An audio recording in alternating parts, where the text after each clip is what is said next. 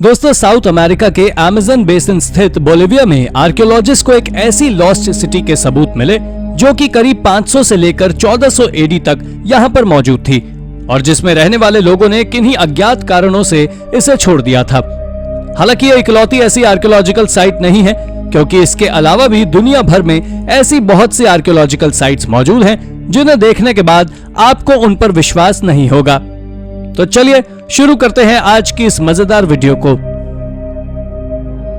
Number 10, hidden desert tomb. दोस्तों, archaeologist के लिए टेंपल ऑफ लेओडिशिया एक चैलेंज की तरह है, जिसे ग्रीक किंग एंटियोशस II थियोस ने अपनी पत्नी के लिए बनवाया था। इसलिए इस टेंपल की खोज में काफी समय से एक्सकेवेशंस कार्य चल रहे हैं। हालांकि अभी तक आर्कियोलॉजिस्ट को यह टेंपल तो नहीं मिला, लेकिन इसकी खोज में कई राज सामने आ चुके हैं जिन्होंने सभी को काफी चौंकाया है।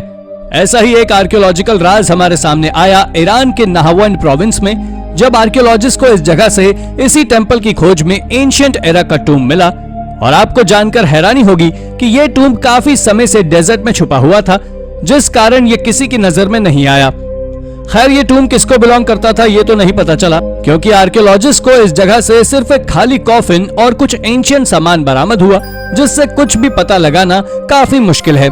वैसे इस टूम्ब की डिजाइन और बनावट को देखते हुए ये बात तो श्योर है कि ये किसी न किसी खास आदमी के लिए बनाया गया होगा। Number 9, demon traps. साल 17 एडी में इटली के सार्डिस नाम की जगह पर एक ऐसा भूकंप आया था जिसने इस जगह को रातों रात जमीन में मिला दिया था। इस भूकंप की वजह से यह जगह पूरी तरह से बर्बाद हो गई थी, जिसे दोबारा बनाने में काफी वक्त लगा था। इसलिए आर्कियोलॉजिस्ट इस सिटी को दोबारा बनाए गए स्ट्रक्चर्स को स्टडी करते रहते हैं, जिससे उन्हें इस प्राचीन सिटी के बारे में जानने को मिले। इसी स्टडी में किए रहे एक्सकेवेशंस में आर्कियोलॉजिस्ट को एक चौंकाने वाली चीज मिली। उन्हें इन स्ट्रक्चर्स पर किए गए एक्सकेवेशंस में लगभग हर स्ट्रक्चर के नीचे अजीब से घड़े के अंदर कुछ जादुई चीजें मिली। इन चीजों में एगशेल, ब्रॉन्ज टूल और कई कॉइन्स शामिल थे। आर्कियोलॉजिस्ट के मुताबिक अर्थक्वेक की वजह से यहाँ के लोग काफी डर गए होंगे, इसलिए जब वो दोबारा इस जगह को बना रहे होंगे तो उनके बिलीफ के अकॉर्डिंग उन्होंने बुरी ताकतों से अपने शहर को बचाने के लिए इन चीजों को बिल्डिंग्स के फाउंडेशंस में डाल दिया होगा, जिससे उसकी रक्षा हो सके। दोस्तों, इन्हीं चीजों को आर्कियोलॉजिस्ट डीमन ट्रैप्स कहते हैं, क्योंकि इन्हें डीमंस की बुरी ताकत से बचने के लिए ही यहाँ दफनाया गया था। Number 8, a lost pyramid of Noah's ark. 1946 में डिस्कवर हुए 2000 साल पुराने डेड सी स्क्रॉल्स पर हुई लेटेस्ट स्टडी ने नोआस आर्क से जुड़ी एक मिस्ट्री को सुलझाने में आर्कियोलॉजिस्ट की काफी मदद की है। पहले यह बिलीव किया जाता था कि नोआस आर्क एक वेसल था जिसे गॉड ने नोहा और उसकी फैमिली को प्रलय से बचाने के लिए भेजा था।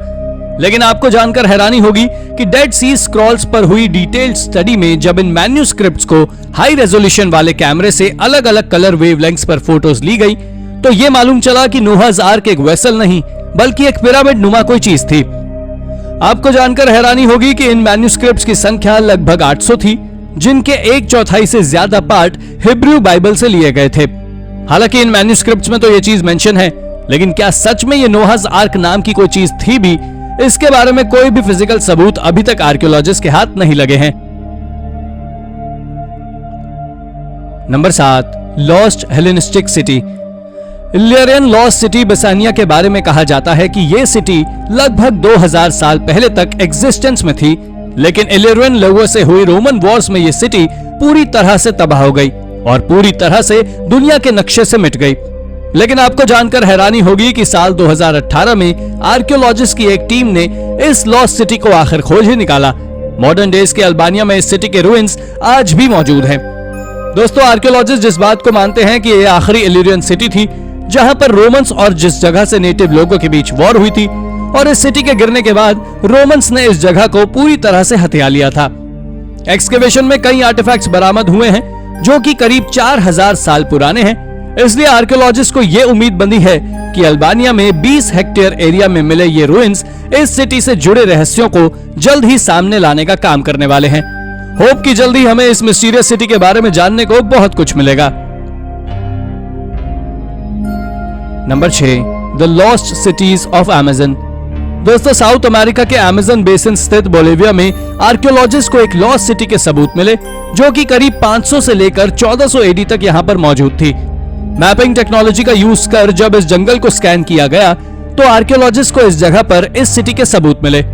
आपको जानकर हैरानी होगी कि इस सिटी के लोग एक दूसरे से रोड्स और परमानेंट सेटलमेंट से कनेक्टेड थे, जहां पर फ्रेश वाटर, रिचुअल प्लेसेस से लेकर हर चीज की व्यवस्था थी। आर्कियोलॉजिस्ट के मुताबिक इस जगह पर कासारेब कल्चर के लोग रहा करते थे, जो कई सालों तक यहाँ रहे। लेकिन मिस्ट्री ये रही कि इतने घने और खतरनाक जंगल में भी सरवाइव कर लेने वाले इन लोगों ने आखिर क्यों इस सिटी को छोड़ दिया।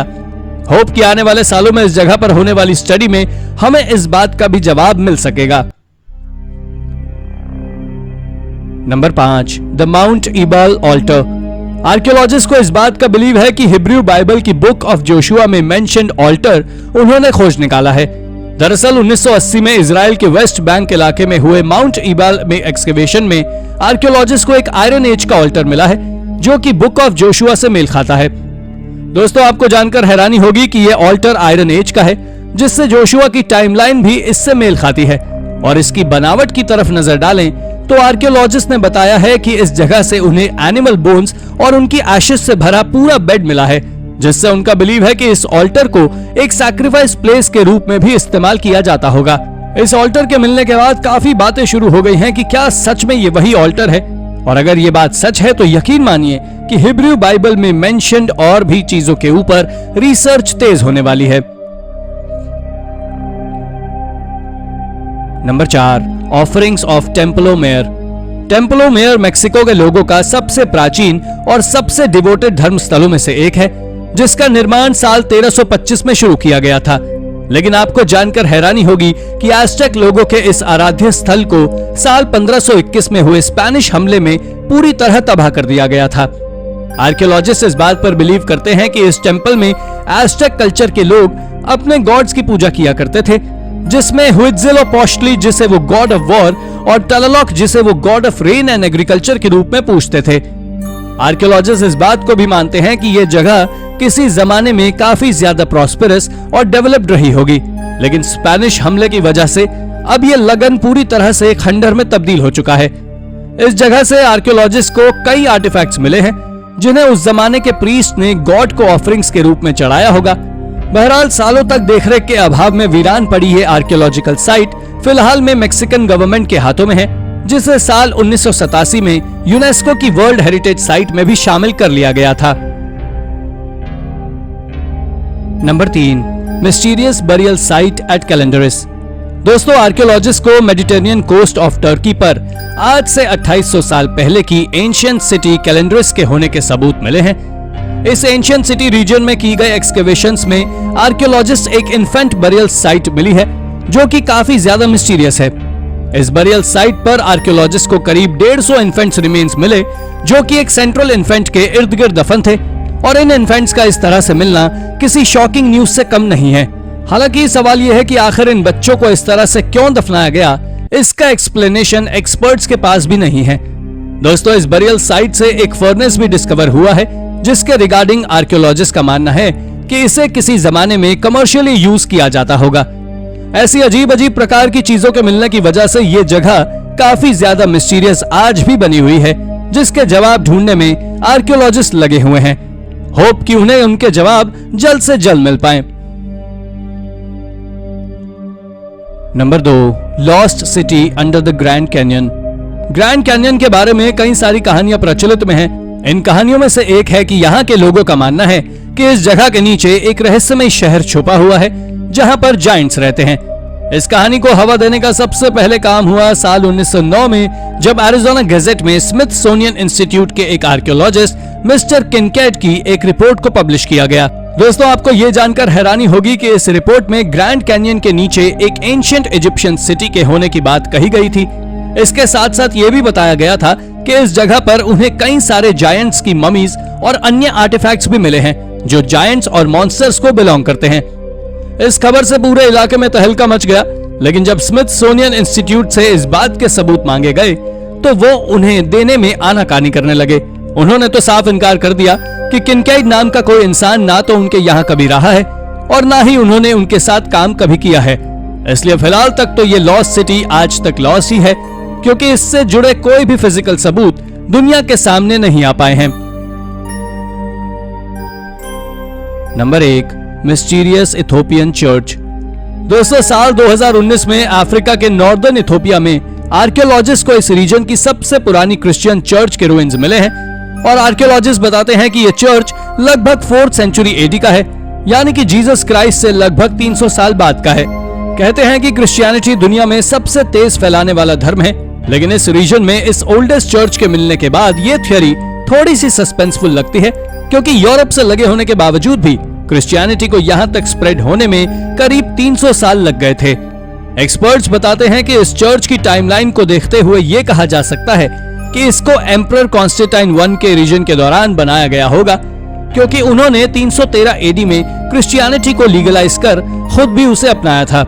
इस चर्च के मिलने के बाद से इस इथोपियन चर्च रीजन के ऊपर आज भी रिसर्च जारी है, जिससे ये पता लगाया जा सके कि इस रीजन में किस एक्सटेंट तक क्रिश्चियनिटी फैली हुई थी।